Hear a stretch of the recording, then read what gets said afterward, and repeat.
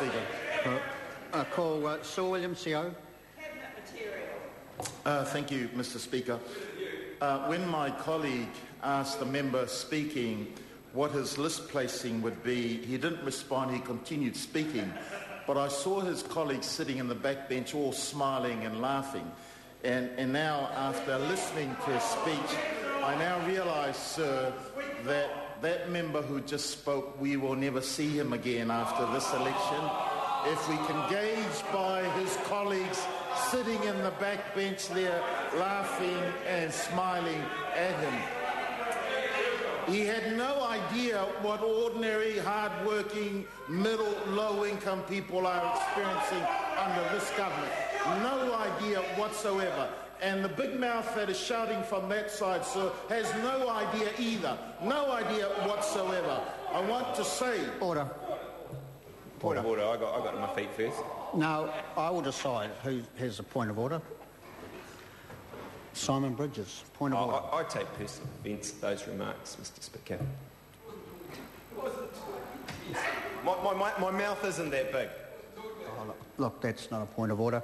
But I'd have to say to government members that continual barraging is unacceptable. While some interjections is fine, the continual barraging, especially when this member started the speech, it was difficult to hear what the member had to say to start with.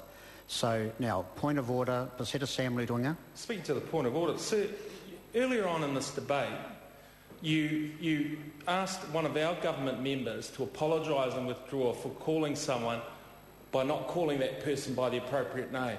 No. Now, calling someone big mouth as opposed to Mr. I will deal with that, thank you. Thank you.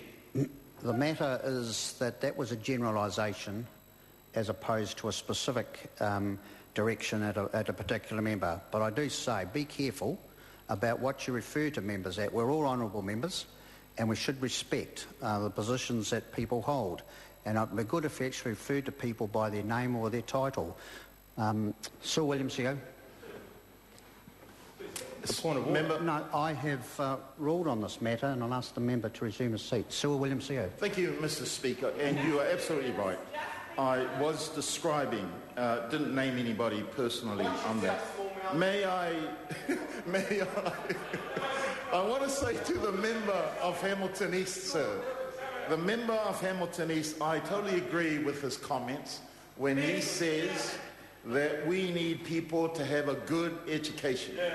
That's right, absolutely right. But then I have to ask him and his government, why did they put a cap on tertiary education opportunities? Why did they increase costs for early childhood education? Why is their minister forcing bilingual kids to speak only one language by removing Pacific bilingual language from the Pacific Education Plan? Why is their minister dumbing down bilingual kids by forcing them to only speak English in this country when that government knows better, when that government should know that Pacific kids are bilingual? Pacific kids are bilingual, sir. Yep. Order, Grant Robertson. Mr. Speaker, I regret to interrupt the member who was speaking, but there was an interjection from the Minister of Education when she accused the member of lying, and that is completely unacceptable in this House. Yes, there is a standing order 42.5, which actually says that you can't use the word lie, and ask the member to withdraw that comment. I withdraw. Yeah. Now, Sir William Seat. Well, thank you, Mr. Speaker. When that government...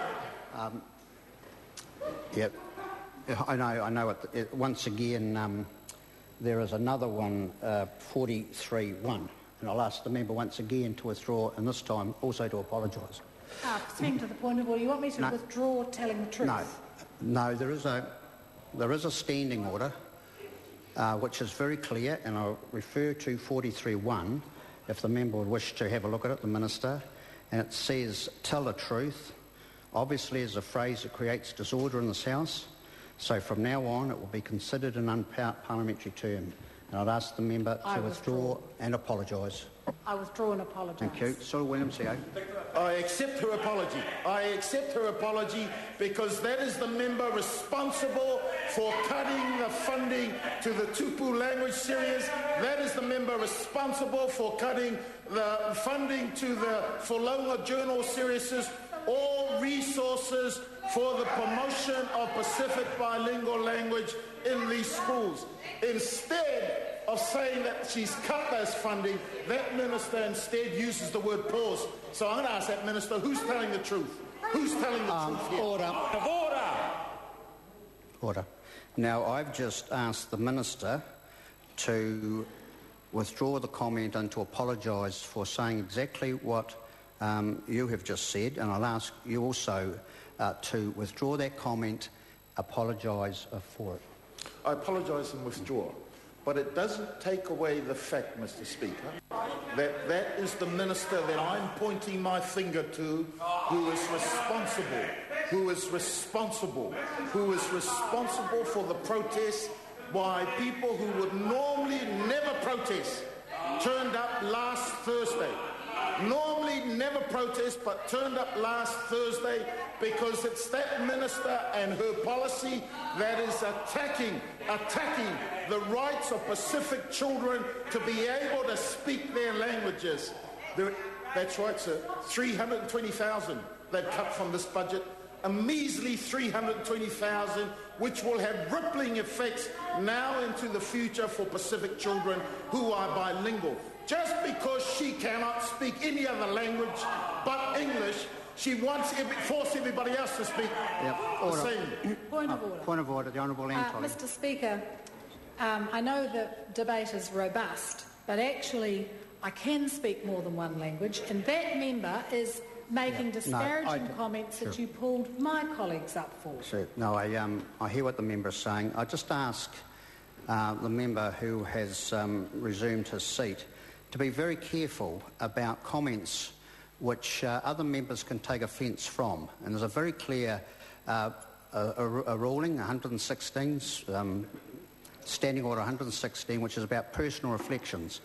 And when member antagonises another member and by way of the speech, then that invites a reaction.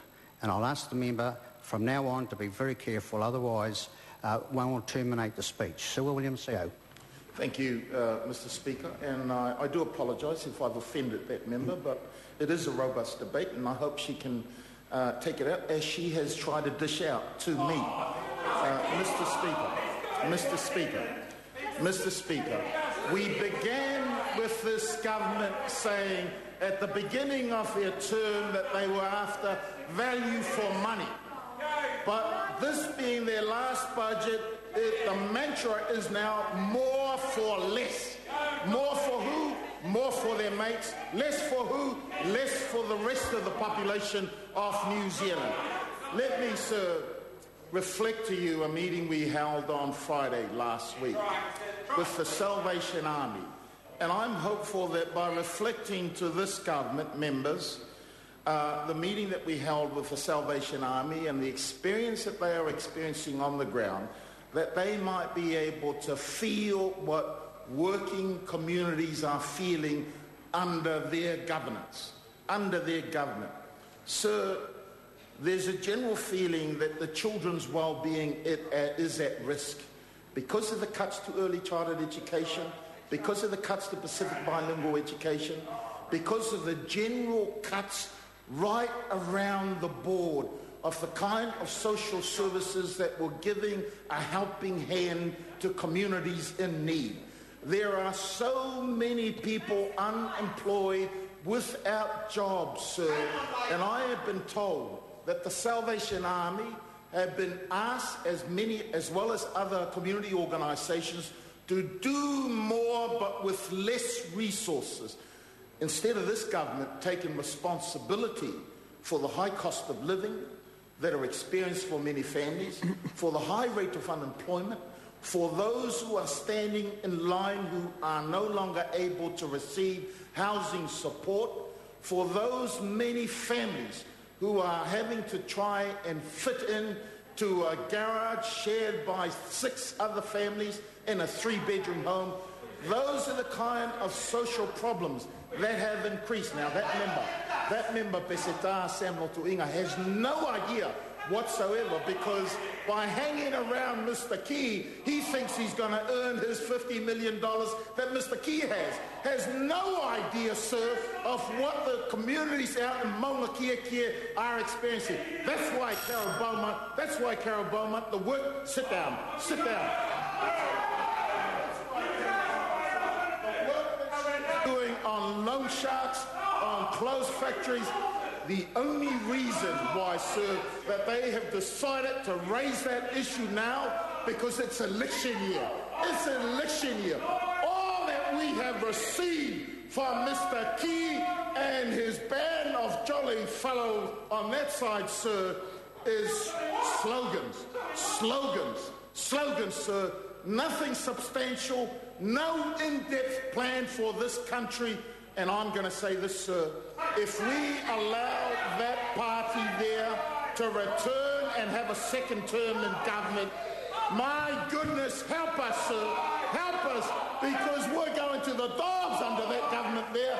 They made promises they're not able to keep, sir. They said they were going to cut the gap between wages of Australian workers and the wages here. What has happened to that? They said they would never raise GST to 15%. What has happened now?